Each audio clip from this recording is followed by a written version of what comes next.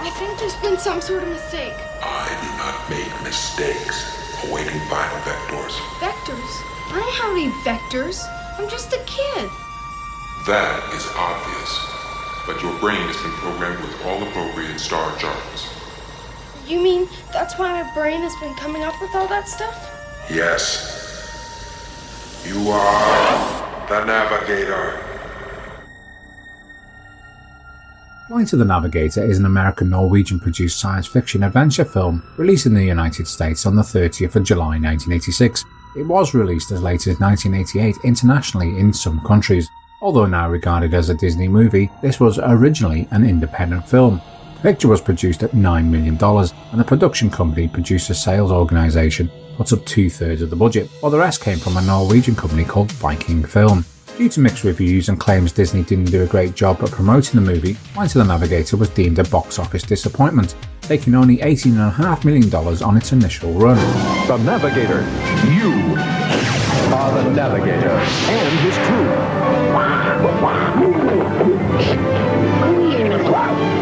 Are on the mission of a lifetime. 20,000 feet and falling. Disney's Flight of the Navigator. However, due to its popularity on VHS and repeat showings on the Disney Channel, it's become a cult classic, with many of its original fans passing it on to their own kids. The film's producers Robert Wald and Dimitri Villard, who had previously produced Jim Carrey's first movie Once Bitten, initially sent the project to Walt Disney Pictures in 1984, but the studio was unable to approve it, as they just released another live-action film, Return to Oz. After the lukewarm reception it received, it made Disney hesitant to do anything similar for a while. It was sent to PSO, who had produced and financed many fantasy movies of the era, such as The Never-Ending Story, The Adventures of Buckaroo Banzai Across the Eighth Dimension, and Short Circuit. However, a deal with Disney was made later to distribute the movie in the United States. This was the first distribution deal for the new management team of Michael Eisner and Jeffrey Katzenberg, and the Karate Kid and Rocky director, John G. Avildsen, was named to direct. However, after he was given the screenplay, he then proposed creative changes that deviated tremendously from the original concept. Avildsen has later claimed that this wasn't true, and he passed on the script he received. The Prince of Darkness horror director Brian De Palma was being considered for the project, as well as James Cameron. The movie was eventually directed by Randal Kleiser, who gained success with early TV movies like The Boy in the Plastic Bubble, and later with his hit musical Grease in 1978. There is a small Easter egg to Grease as the Freemans arrive home. In another scene, David asks when Starsky and Hutch is broadcast. Randall had also directed 3 episodes of Starsky and Hutch earlier in his career. Randall would return to the fantasy genre later with Disney's I Blew Up the Kid. The screenplay was written by Mark H. Baker, based on his original story, and Michael Burton and filmmaker Phil Joannou, who used the pseudonym Matt McManus, fine-tuned the script. John Ellis has reported to have written the script, however Ellis receives no credit. On the night of July 4th, 1978 in Fort Lauderdale, Florida, after spending the day attending a Frisbee championship with his family, 12-year-old David Freeman walks through the woods to pick up his 8-year-old younger brother Jeff from a friend's house when he accidentally falls into a ravine and is knocked unconscious. When he comes to after returning home, he discovers 8 years have passed and it's now 1986. Who are you? Who are you? I'm David. I live here. Think you have the wrong house, dear. Where's my mom? I have no idea. Are you lost? Hey! Where do you think you're going? Now, just a minute. You've made a mistake. Mom? Dad? Lisa's shocked to see David fits exactly the same photo on a missing child poster, having not aged at all. David is reunited with his parents and the now 16-year-old Jeff. Meanwhile, an alien spaceship crashes through power lines and is promptly captured by NASA. David is taken to the hospital for tests, where his brainwaves reveal images of the spaceship. Dr. Lewis Faraday, who has been studying it since its arrival, persuades David to come to a NASA research facility for just 48 hours for extra tests, promising him that he can help him learn the truth about what's happened to him. There, Dr. Faraday discovers that David's mind is filled with alien technical manuals and star charts from expanses of the galaxy far exceeding NASA's research. He tells the scientist that he was taken to a planet called Phalon, 560 light years away, in just over 2.2 hours. They realise that he has experienced severe time dilation as a result of travelling faster than the speed of light, explaining why 8 years have passed on Earth, but not for him. He is unable to comprehend what Dr. Faraday tells him and flees the room, making Dr. Faraday decide to keep David confined to finish his investigation. David is befriended by a young intern called Caroline McAdams, who takes pity on David and helps him pass through security the next morning, following a telepathic communication from the spaceship with the help of her robotic assistant Ralph. David secretly boards the ship and meets its robotic commander, a Trimaxion drone ship, which refers to David as the Navigator. You are the Navigator.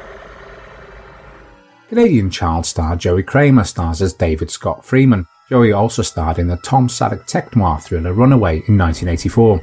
300 boys were auditioned for the role of David, including future Batman Forever and Batman and Robin star Chris O'Donnell. But only Cramer, who had just finished Indestructible Man, a Disney Sunday movie for television, was felt to have the experience and talent to carry a feature film, showing great emotional range, having the ability to cry on cue. He had also previously worked on the box office disaster The Clan of the Cave Bear, starring Daryl Hannah, also released in 1986, which was also a PSO production too. Pee Wee Herman star Paul Rubens provides the unmistakable voice of Max. It was Rubens' idea to make the identity of the actor providing the voice of Max a mystery, and he was credited as Paul Mall. Paul would later provide his voice talent to the robot called Captain Rex that was part of an early version of the Star Wars simulator Star Tours. He would later work with Randal again on Big Top Pee-wee in 1988. Veronica Cartwright stars as David's mother, Helen Freeman. Veronica is probably best known for her role in Ridley Scott's Alien, but was also a child star working with the great Alfred Hitchcock on the classic The Birds. However, she has stated she gets most recognised for her role in The Navigator. She was cast due to being able to be easily aged by 8 years, along with her on-screen husband Bill Freeman, who was played by Cliff DeYoung. Cliff has starred in many TV and film roles, such as 1988's Pulse.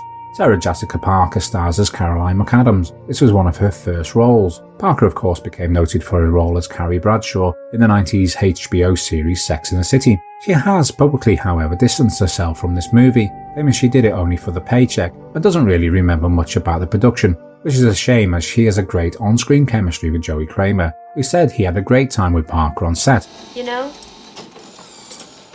you're cute. Did a girl ever tell you that before? Nobody but my mom. But I don't think she counts.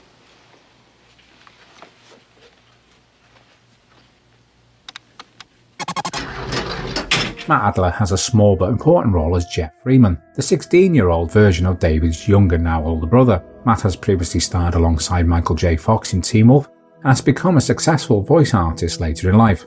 Adler has said he actually recorded the voice of Max originally, which would have given the movie a totally different feel. Wow! Lucky guess. You nearly killed me! You're the one who almost crashed. I just shut down to teach you to fly. You liar! Am not. You did it to get even with me for what I said. Did not. You get yours! Oh, a threat. Oh, I'm really scared. Look, I'm shaking. Howard Hesseman stars as Dr. Louis Faraday. Howard is a veteran actor best known for his roles in TV series like WKRP in Cincinnati. Raymond Forshawn has a small role as Detective Banks. Raymond is a character actor who has starred in many TV and movie roles and went on to star in another kid and alien movie, Mac and Me, in 1988. One of the executive producers, Jonathan Sanger, has a small role as Dr. Carr. Principal photography began on the 4th of December in 1985 for 10 weeks in Fort Lauderdale. Adverse weather conditions in Los Angeles and Dallas forced the planned production there to move to Florida. The company made its headquarters on a Fort Lauderdale boathouse. Other locations included Watson Island, in Biscayne Bay, near Miami, where the film's opening Frisbee Championship took place. The Villa Vizcaya Museum and Gardens doubled as the forest adjacent to David's house. Sets for Dr. Faraday's NASA headquarters and David's bedroom were built at a soundstage at Miami's Limelight Studios. The Federal Aviation Administration tracking station for Southern California was the site of several scenes, while interiors of assorted hangars located at Opa-locka Airport stood in for NASA. Al's Alligator Farm, a general store and dilapidated roadside attraction, was filmed at Hollywood star Burt Reynolds' horse ranch. Due to a tax break in Norway, the production relocated there for an additional 3 weeks to shoot the interiors of the spacecraft that were transported in 4 sections to the outskirts of Oslo in an aeroplane hangar. Additional filming of the glacier footage took place in the northern Arctic area of Norway. The Trimaxion drone ship conceptual designs were created by Edward Eith. He was hired after a chance meeting with Kleiser while waiting for an interview at an effects company. Kleiser took one look at his portfolio and hired him on the spot. This was Edward's first movie. He provided all the designs for the ship and creatures, and also for Max's interiors. These were realised by production designer William J. Cramer, who had previously worked on classic disaster movies like The Poseidon Adventure. The set for the ship is fantastic, split over 3 levels to aid the puppeteers, and included a view screen that was front projected. Cramer claimed these really helped his performance, being so immersive. Exterior shots of the ship were rendered in CGI by ominous computer animation. Randal brought in his brother Jeff Kleiser, who previously worked on Disney's Tron, as the visual effects supervisor. He oversaw the use of reflection mapping software to create the ship's chrome-like appearance, as well as the ship morph into speed mode. The result was one of the first examples of what would later be known as CGI, a full 5 years before the groundbreaking T-1000 of Terminator 2's Judgment Day in 1991, which Cameron later said influenced his decision to use the technology. CGI wasn't used for the effects of the ship's morphing steps. These were done with more traditional animation, and the floating step effect were achieved practically on set. For exterior shots, 2 identical ships were built, and only differed in weight. The lighter ship was used solely for flotation sequences. The heavier ship had a full interior made out of aluminium. After the movie was completed, these were moved into a boneyard at Disney Studios theme park at Walt Disney World in Florida, where they were an exhibit of the now defunct Back Clock Tour. One of the prop halls was refurbished and is now the topper of a drink station in Tomorrowland at Walt Disney World's Magic Kingdom. The Trimaxion drone ship, with its metallic design, cleverly fits within the ideals of UFO sightings. It homages 50s flying saucers. Randal also nods to this with a few clever shots that subvert the expectations of the viewer, from the opening silver frisbee to the arrival of the airship and the eerie glimpse of the water tower in the woods. The soundtrack for the film was composed and performed by Alan Silvestri. It is distinct from his other scores in being entirely electronically generated, used in the synclavier, one of the first digital multi-track recorders and samplers. In 1986, despite his success with a fully orchestral Back to the Future the previous year, Silvestri was still primarily known as a synth composer, with his best-known works being Romance in the Stone. For The Navigator, Silvestri wrote a score that makes use of a vast array of electronic and synthesized music, giving that synthwave sound. I adore this score, it's so 80s, but I love that. Alan has gone on to compose for many movies such as Predator, My Stepmother is an Alien, and one of my personal favourites is his stunning soundtrack on Castaway. More recently, he composed the theme for Marvel's Avengers. I've always been a fan of Flight of the Navigator, both film and score, since my childhood, and as such I have a strong nostalgic personal connection to the movie. It's one I've enjoyed many times, on both initial cinematic run and later on home video. On release, it wasn't a Disney movie in the UK, so I never associated it with Disney till later releases on DVD. It came as a shock learning that it was a box office disappointment, as it was so beloved by many of my friends. The film did receive many positive reviews. Rotten Tomatoes rated it a fresh rating of 84%, based on 31 reviews, with a consensus, bolstered by impressive special effects and a charming performance from its young star. Flight of the Navigator holds up as solidly entertaining bit of family-friendly sci-fi. It's a movie I return to frequently, and although I've owned a DVD copy for many years, if I catch it on TV, I'll make a point of watching it. On reviewing, whilst many may compare Navigator to Spielberg's 1982 movie E.T. the Extraterrestrial, even the movie makes a point of reference in it. See you later, alligator!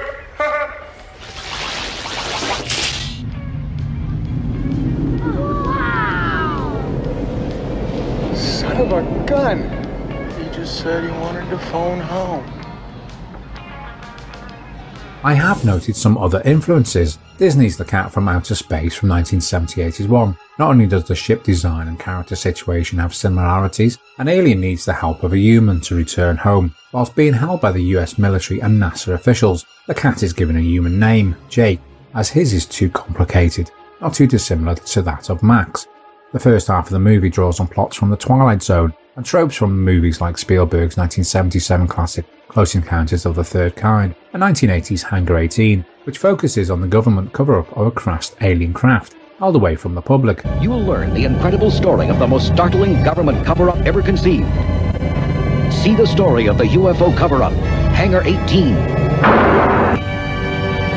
Most of the narrative drive comes from this mystery of how did a young boy disappear for 8 years without any time seeming to pass for him. It's handled in a kind of scary way. Scenes of David going into his former house and crying, seeing and being frightened by his aged parents, or meeting his younger but now older brother, come with some very complex emotions and questions, especially for younger kids. As soon as David places his foot on the steps of the ship, 45 minutes in, exactly half the running time of the movie, it changes direction. Its darker tone changes too. A fun-filled fantasy adventure begins, borrowing from the wish fulfillment tropes seen in mid-80s movies, like Nick Castle's The Last Starfighter, 1985's Daryl, and of course Joe Dante's Explorers. This follows a trend of the helpful, friendly aliens that can also be seen in Ron Howard's Cocoon and also in Batteries Not Included.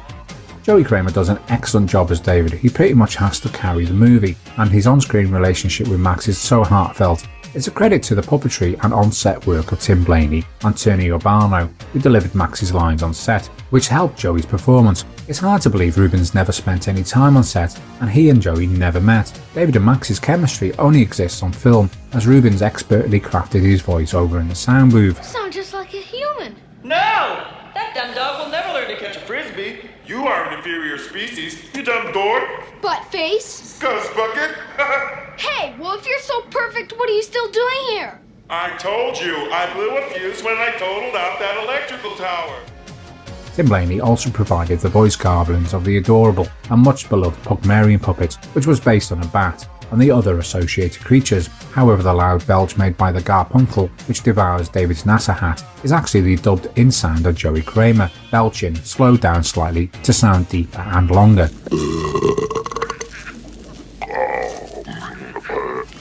David's journey does have an emotional payoff. You forget this is also a time travel movie. Here the plot makes use of both the alien invasion and time travel tropes, unlike Back to the Future where Marty's family changed because of his escapades in the past. David here learns the importance of family, particularly his younger brother. As mentioned previously, Navigator also follows the tropes of the friendly aliens that were popularized in Close Encounters and E.T. Aliens in the 50s B-movies were often depicted as maleficent foes. Max allows the audience via David to indulge in the wish fulfillment that many kids would have fantasized about. Unfortunately, no sequel was considered after the poor box office. PSO also went into administration shortly after the movie's release. However, due to its cult status and popularity in May 2009, Disney was ready in a remake of the film. In November 2012, Disney hired director Colin Trevorrow and writer-producer Derek Connolly to write the script. Again in September 2017, Disney announced a reboot of Flight of the Navigator. In November, Neil Blomkamp tweeted that Oats Studios had begun developing a reboot. However, as of 2021, no remake has appeared. One of my inspirations for my review is the excellent Life After Films feature documentary by British filmmaker Lisa Downs, Life After the Navigator, which was released in 2020. Like their first documentary, Life After Flash, which followed actor Sam J. Jones's turbulent career, and life after his now iconic role in the 1980s cult classic Flash Gordon. Life After the Navigator is similar, a part retrospective reuniting most of the cast and crew, but importantly profiles the rollercoaster life and career of actor Joey Cramer. It's a very hard-hitting and emotional piece that is both saddening and hopeful in tone, and highly recommended. It also has a great moment which links Navigator with the never-ending story, which I won't spoil, but links the next Life After project, Life After Atreyu. Life After the Navigator is available to buy on Blu-ray, and at the time of this review is available to watch included on Amazon Prime Video. As Disney don't own the rights in the UK, Flight of the Navigator isn't available on Disney+, but is in the States. Second Sight Films released an excellent Blu-ray in 2019 with interviews with the cast and crew, and boasting an excellent transfer that is worth searching out. Navigator is super fun and ahead of its time. It's basically an alien abduction movie for kids. Not all of it holds up under the microscope. NASA's security looks fairly incompetent, and the character Caroline seems to want to help David a little too quickly. It was revealed by Kerry Rogers, who played David's brief on-screen crush, Jennifer Bradley, that she auditioned to play the part of a young Caroline originally. Personally, I think this would have been a great story arc for the character. It would make sense that someone David knew as a kid would want to help him. Joey was called back after principal photography wrapped to complete additional reshoots. Unfortunately, he'd already cut and bleached his hair. I had to wear a wig for these few shots. Once you notice, they are pretty hard to ignore, but not enough to distract you from enjoying the movie. I would highly recommend Flight of the Navigator. It's one of my favourite childhood movies, and it still holds up. And nostalgia eyes aside, there's some great effects and creature work. Granted, some aspects haven't aged well, but it's very much a portal into its time, one that's still well worth opening. After all, if you love these movies, we all wish to be the Navigator. There he is. Wow, how did you do that? That was a third-class maneuver, Navigator. Well, if that was a third-class maneuver, what's a first class? Observe.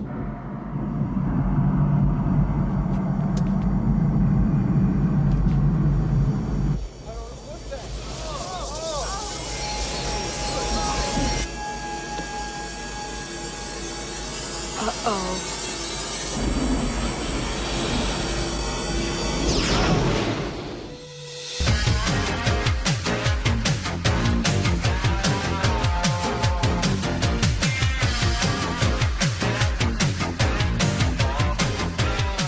If you like my content and reviews, please consider subscribing, and don't forget to hit the bell notification to keep up to date with all my future videos. Please like and share, and leave a comment on your memories of Flight of the Navigator. You can also follow the channel on my social pages, links are in the description. Thanks for watching, and I'll catch you on my next review. Thanks a lot, and take care.